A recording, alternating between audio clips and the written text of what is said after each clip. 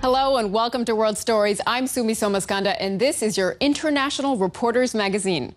This week we travel from Zimbabwe to the United Arab Emirates and all the way to Chile, so buckle up and enjoy. Property ownership is a controversial issue in Zimbabwe. Until 1979, much of the country's land was owned by white commercial farming families. But a massive and very controversial land reform program changed all that by trying to redistribute property among black farmers, too. The program threw Zimbabwe's economy into disarray, and it's struggled to recover ever since. But land there isn't just important for agriculture. Zimbabwe is also rich in minerals like copper, iron, coal, and gold. Mining is considered a man's job in Zimbabwe, but as UNTV's Mary Ferreira shows us, a new initiative is trying to put women on a level playing field. 60-year-old Rosemary Marimo is a gold miner in Mazawe, Zimbabwe, a town located 40 kilometers from the capital city, Harare. Zimbabwe has got so much gold, so much. If we were to dig all the reefs in Zimbabwe and mine them, I think everybody would be a millionaire. But mining gold is far from easy in Zimbabwe, especially for a woman who lacks the financial resources and is often denied credit by banks. In most countries on the continent of Africa, property and assets are registered under the man's name, making it difficult for women to qualify for loans. In Rosemary's case, she borrowed money to run a profitable operation in her husband's name when they first started dredging this plot of land 2 decades ago. Then the unexpected happened. He passed away 14 years ago, but I carried on. And when my son graduated, I said, come back home. You must work hard because we are owing the bank some money. And the bank threatened to take over everything from us. If not for her son's return, Rosemary would have failed to negotiate with the bank because of society's perception that a woman's place is in the home. Dr. Olivia Muchena, the Minister of Women's Affairs in Zimbabwe, says that's all changing now. Through various programs, a good number of our banks are opening windows or special facilities for women. In 2010, the government partnered with the United Nations Development Program, UNDP, to promote equal economic opportunities for women, especially in industries once reserved for men. Called the Gender and Economic Policy Management Initiative, GEPMI, this innovative program is designed to include a gender perspective in every economic and social policy. Alain Nudahu is resident coordinator of UNDP in Harare. If you are a policymaker, empowering women, you allow this person to really care for the family. Recently, a group of 34 senior Zimbabwean policymakers, men and women, attended a UNDP-sponsored training on gender and economic policy management. They learned to identify gender needs and to develop policies at the highest levels to address them. The goal is to put women on a level playing field to ensure them equal access to jobs and investment capital in order to gain greater control of their lives. The government also passed a new law seeking to increase women's participation in the country's mining sector, an industry where currently only 10% of holdings are controlled by women.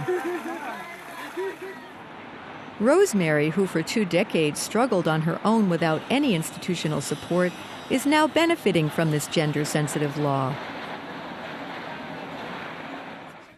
Now a government consultant, Rosemary is advising new miners like Mabel. These stones, they carry a lot of gold. I can tell, they carry a lot of gold. I need the help to do this job here. I'm willing to come here and show you how to do it. Okay. You know, because you are sitting on something very big here. Okay. Rosemary, a woman who once worked in the shadow of men, is now taking the lead in shaping a new team of women miners in Zimbabwe. A considerable change from when she first started prospecting for gold. Waste disposal is an issue that affects every country around the world. Cities and urban areas have an especially tough time figuring out what to do with their trash because they produce a lot of it, 1.3 billion tons a year, according to the World Bank. Now, it's no surprise that China and the U.S., the world's top polluters, are also big waste generators. But per capita, the United Arab Emirates produces even more garbage, about 2.5 kilos of rubbish per person every day. The UAE is now trying to change that with recycling initiatives, and nowhere have they worked better than in Sharjah. Christina Elsässer brings us this story. Not long ago, this trash would have landed in one of the many landfills in Sharjah, just as it would in most of the other Emirates today. But 4 years ago, the Sharjah government launched a recycling initiative. Today, 40% of their waste is recycled. They're hoping to achieve zero waste within 3 years, meaning no more garbage will end up in landfills. It's all being handled by BIA, a company founded especially for the purpose that is receiving advice from experts in the Netherlands. One key aspect is an outreach campaign, teaching local households to separate their waste so it can be recycled and utilized effectively. In the last few years, we've started building the infrastructure, but what the challenges we face is the awareness side. So now, having started this year our residential recycling program, we're focusing more on the residents of Sharjah, on educating them, and making them aware of the problems of waste to help them help us to achieve our target. The facility accepts waste of all kinds, but because household waste separation is not working all that well yet, the workers first have to sort it by hand. Then it's pressed into blocks and sent to factories for further processing. In Dubai, by contrast, the recycling program is still in its infancy. Volunteers from the Emirates Environmental Group are working to raise awareness. But they don't always have an easy time gaining access to people in the government, corporations, or schools. To reach to the students, we have to go through so many layers until we reach them. But once we get the management of the schools on board, then that is the achievement for us. Reaching to the private sector and they tell you, oh, we are very busy and we cannot afford to give a half day of our time to a good environmental cause is sad. You know, it's sad. Getting the government organizations to realize that this is part and parcel of everybody's responsibility, that it is not only one segment, again, is a challenge. Thank you very much. The organization launched an aluminum can recycling campaign in 1997. They've collected about 150,000 kilos of them so far. But it's early days yet. Even today, about 90% of the aluminum cans used in Dubai are simply buried in desert landfills. But support could come from Sharjah. It has announced plans to expand its program to help give recycling a boost in the neighboring Emirates as well. Poor but sexy. That's Berlin's motto, and it fits. The city is known for its bohemian flair and low living costs, which draw thousands of students, musicians, artists, and anyone looking to have a good time.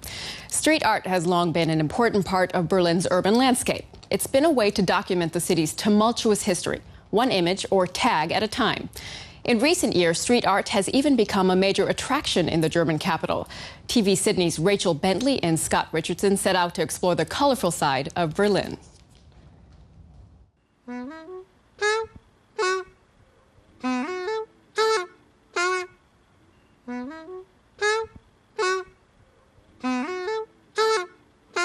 You know, in the last maybe 10, 15 years, Berlin has become the hotspot for graffiti and graffiti artists.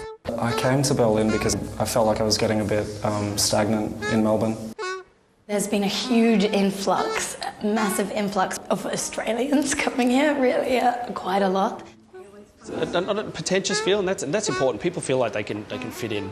They're artists, they feel that they're not, coming into some highbrow community. Street art in Berlin dates back to before it was a divided city, but after the wall was built to separate east from west, West Berliners started to paint it with slogans and political messages. As soon as the wall fell, street and graffiti artists occupied East Berlin and started to paint their messages into a graphic visual form. Professor Bastian Heinzen believes street art is a way to understand the social undercurrent of cities. In the 90s, street art and especially graffiti was a reaction to the changes that were happening in the mid-1990s. Street art and graffiti has always been this reaction towards changes in Berlin's urban space. You know, in the last maybe 10, 15 years, Berlin has become the hotspot for graffiti and graffiti artists. Now Berlin's street art has become a tourist attraction, with people from around the world travelling to see the works and meet the artists who contribute.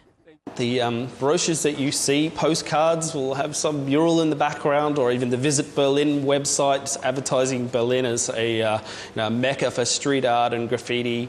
Australian 80 has been living in Berlin for 16 years. He operates Alternative Berlin, walking tours that take people around the city's street artworks and conducts workshops for tourists. Then you're going over to spray can. Winding through the city's back lanes, tourists see legal and illegal street art. Yeah, there's definitely a range of work here, everything from simple taggings, throw-outs, bombings. This old train depot was bombed during the Second World War and has been taken over by artists since reunification. The green work there, his name is Soffels, and he's quite important in Australia for his really good techniques painting graffiti. Yeah, it's the work of an artist from Adelaide, Jimmy C. And Jimmy C has really a unique technique with the spray can, because normally when you're pushing the spray can, you're painting with lines or with fadings. What he's doing, he's just painting in a pointillist way. After the tour, tourists get the chance to create their own street art. Musician and street artist V is a tutor and tour guide with Alternative Berlin. Been in Berlin for about 4.5 years. I arrived at the beginning of 2008, but on my second day in Berlin, I actually realised I could never leave, and 4.5 years ago. The creative environment helped V with her art. Very much influenced by the artists that I met here. And in Australia, I'd often done a lot of paste-ups, but when I came here, I actually started to do quite a bit of spraying works. Berlin's street art has lured Australian artist Jack from Melbourne. I painted a lot of legal walls in Melbourne, but I felt like that was getting a bit boring. And I just wanted to do my own thing and just kind of push myself, I guess. Jack has just arrived in Berlin to check out the street art scene. My favourite thing about Berlin is that I can go out with a loose plan in my head for the day, and then my whole day just shifts into something completely different. At the local paint shop, Jack has run into some other Aussies and they decide to go painting together. You know, finding our way on the train system and then breaking into a building and trying not to get seen, and, you know, finding an abandoned building with blank walls is also really exciting because it doesn't happen a lot. Professor Heinzen has been studying street art for many years and says the artists see the firewalls from the bomb buildings as huge blank canvases. No, this is also an ideal spot because from here, if you turn around like 360 degrees, you see old buildings, pre-World War II buildings. You see these firewalls that are reminders of World War II, because where we are right here is where, I mean, of course, there were houses here, but now a perfect canvas for street art. In contrast to what you may think when you see all this street art in Berlin, is that police are actually very strict about street art. The rules are very strict here, and it's definitely like an offense. So you would have to pay a fine if police, you know, sees you. Of course, there's some people that don't like it. I mean, that's okay. Graffiti, tagging, some people don't understand it, they don't like it. Despite heavy fines for graffiti and street art, artists from all over the world are keen to leave their mark. That's the great thing about this city too. You have artists from Argentina, you have artists from France, from Switzerland, doing work in the same areas. A lot of young people, basically, artists, musicians, are moving here, I guess because they've heard about the buzz. It seems that everybody's kind of invited to, or it feels like doing something in terms of street art. I feel like there's just so much more for me to explore and discover. But will it ever end? Well, theoretically, it will last until Berlin has become something, is ready, is done. But since Berlin is never going to be done, there's always going to be street art as a way to express yourself in a city that is changing so fast. And it'll change, and it'll never end to change. That's for sure.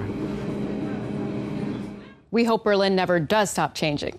Well, many of us use paper on an everyday basis for writing, drawing, or packaging. But paper is more versatile than you might think. It can also be used to make clothes. Paper clothing was a fashion craze in the United States back in the 1960s when paper caper dresses were all the rage.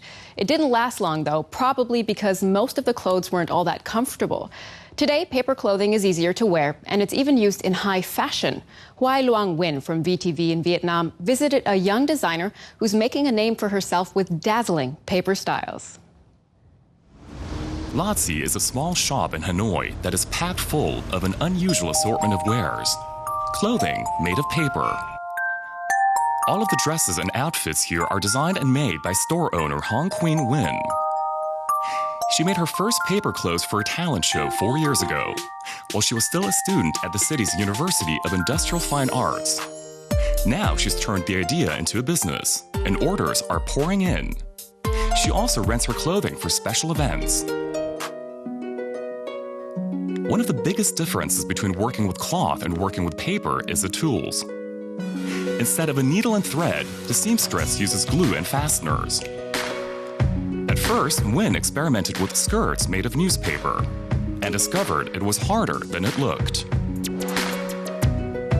Sometimes she had to recreate a design a dozen times or more to get it right. But now she's experienced and can put together a basic dress in less than an hour.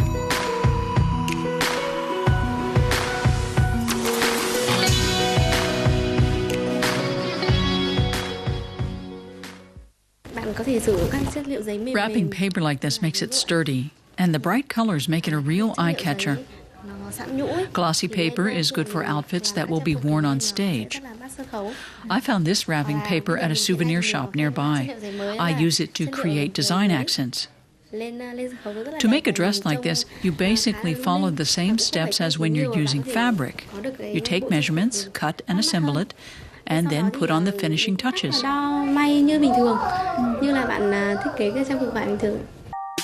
Nguyen and her friends have made hundreds of articles of clothing over the last 4 years. They've become so popular that she's now receiving orders from across Vietnam and even from abroad. And customers don't only love her designs. Many also like the fact that the clothing is environmentally friendly.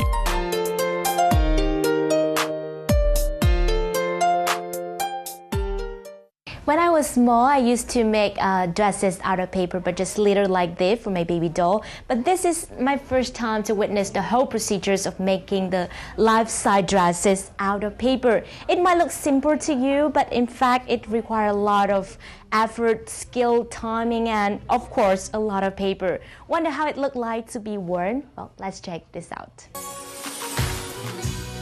A paper dress should look just like one made from fabric. Getting the shape right, especially the waistline, is the toughest part of the job. The final result has to be flattering and hold up to some wear and tear, and the paper can't wrinkle.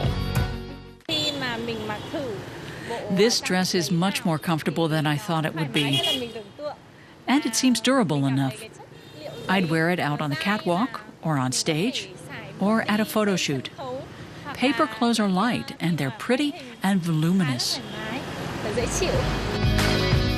With her experience and attention to detail, Hong Queen Nguyen has made some astonishing paper creations. Many are almost indistinguishable from their cloth counterparts, at least at a distance. Most of her dresses bear her trademark, a stylized rose. And they incorporate thin wires that give them a playful flair. The designer now plans to open a second outlet in Ho Chi Minh City. Before long, she hopes, paper clothes will be all the rage in Vietnam. Well, we hope you've worked up an appetite by now, because next we're heading to the city of Viña del Mar in Chile for a taste of tradition. In recent years, the region has gained a reputation as a culinary hub, a place where you can get delicious and traditional Chilean fare and plenty of it. UCV TV's Malena Rodriguez Suarez takes us to one family restaurant that's unforgettable.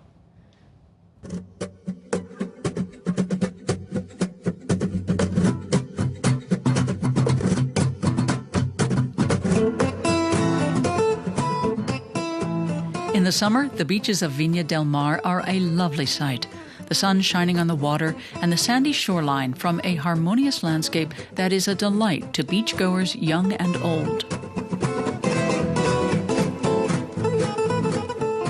And summer is also the season that bathes neighboring Valparaiso in a golden light. Locals and visitors from abroad flock to the city to enjoy its architectural heritage and hillside views. And that's not all. With its wealth of culture and tradition and its vibrant way of life, the two cities and surrounding region leave a lasting impression.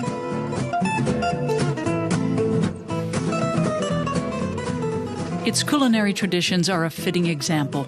Local restaurants feature the region's trademark dishes, authentic fare made with fresh ingredients.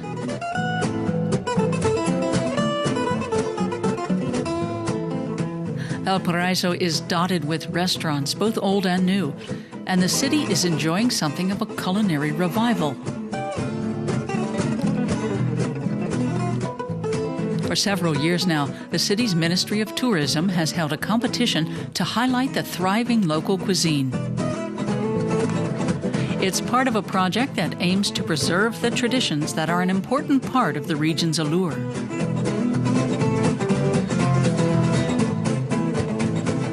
That's why the initiative is seeking to publicize specific locations and restaurants. In this case, it's one that has ties to the rural life and the traditions of the hinterlands, the very special style that emerged from the blend of different traditions. It's all part of the rediscovery of our own culture, and not just during high season, but throughout the entire year.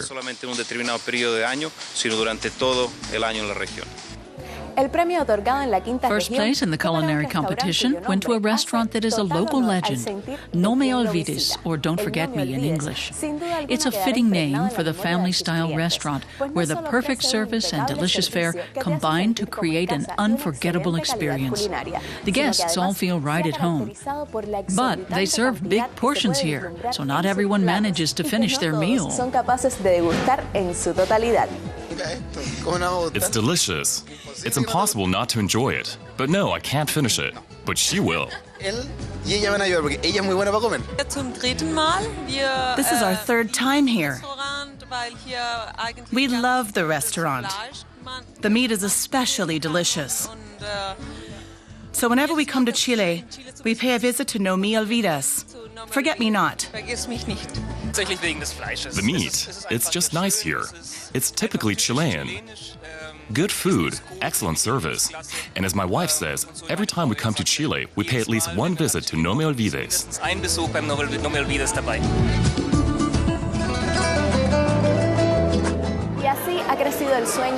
The restaurant was a long-standing dream for the owners, Angela Alvarados and Ramon Donosos. Today, they and their children are reaping the rewards of years of hard work. They're delighted that what started out as little more than a dream has turned into a thriving establishment. And now, as ever, their guests are king. My mother, who used to own the restaurant, got her start cooking for people she knew. Some were business people who owned shops and businesses in Limache. They all came to No Me Olvides. The name came about because my grandfather had two shops. One was a restaurant called Pay Me a Visit, and the other was a store called Don't Forget Me. It's actually a play on words, don't forget to pay me a visit. Whether you're from Chile or from abroad, No Me Olvides is not to be missed, especially those who like to collect memories for a lifetime. After all, any visit here is certain to be unforgettable.